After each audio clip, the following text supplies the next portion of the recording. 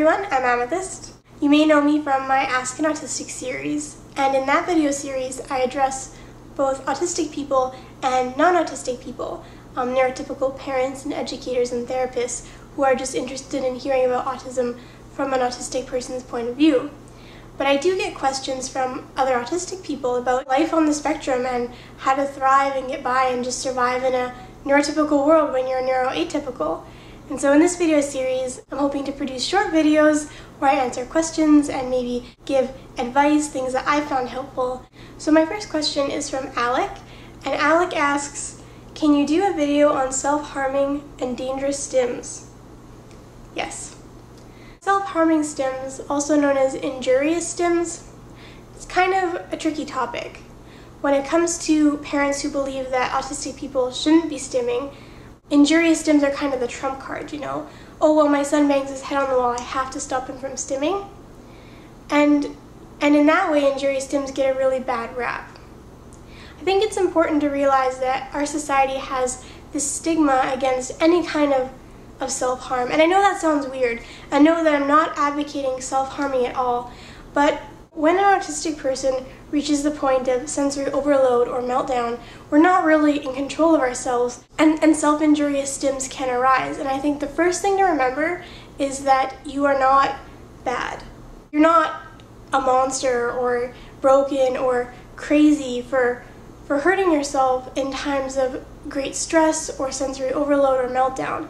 You are just an autistic person who is trying to get by, and the world can be very overwhelming, and it can lead to meltdowns, which can lead to injurious stims. When it comes to self-harming stims, I have quite a bit of experience with this. I used to bang my head a lot. That was during the time when I was a teenager, and I was really encouraged not to stim. I didn't even know I was autistic yet. I didn't have my diagnosis. So I would try to act neurotypical all day, keep it locked down, and then of course when you get home you're exhausted and overwhelmed and at the point of meltdown or shutdown, and so I would bang my head on things. It's because I didn't have another outlet. And so I'd say the first step to preventing injurious stims is making sure that you have a good sensory diet and that you're stimming. I know this can be really hard for people who maybe they're not out to their family yet as autistic, or they have to suppress their stims in a school environment to avoid bullying. But there are ways that you can incorporate stimming into your day without making it very obvious or doing it in public. For example, when I was in college, there was a student lounge for eating, and in between classes it was mostly or often empty, and so I would go in there and I would spin on a chair, and that was, you know, vestibular stimming, and it helps you to get through the day.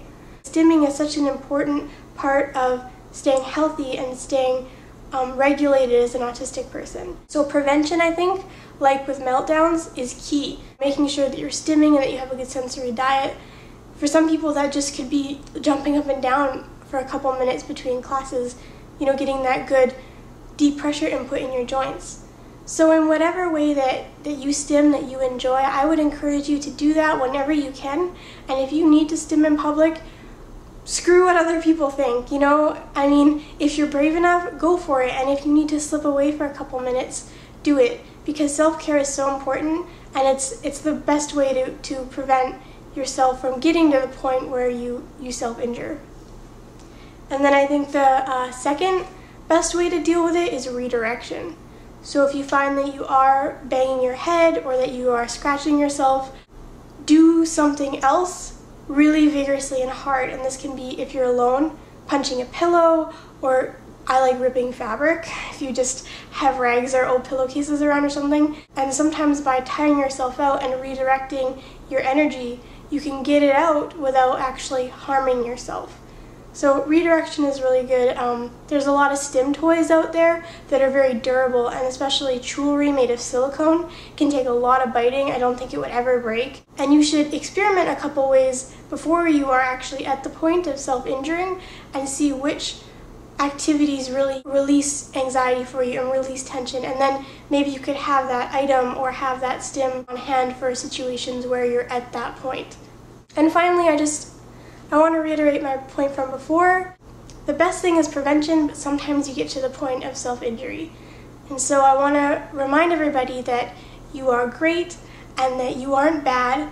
you are doing a great job getting by, and just because you slip up and self-injure, or if you stim and self-injure without realizing it, it doesn't mean that you're a bad person. You know, you're great and you're autistic and you have a disability, but you can get by with some coping skills and hopefully a little understanding from the people in your life. So that's how I deal with self-injurious stims, trying to prevent them by stimming a lot and stimming when I need to, and by redirection.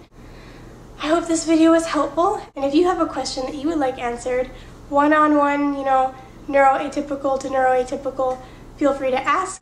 Yeah, thank you for watching my video.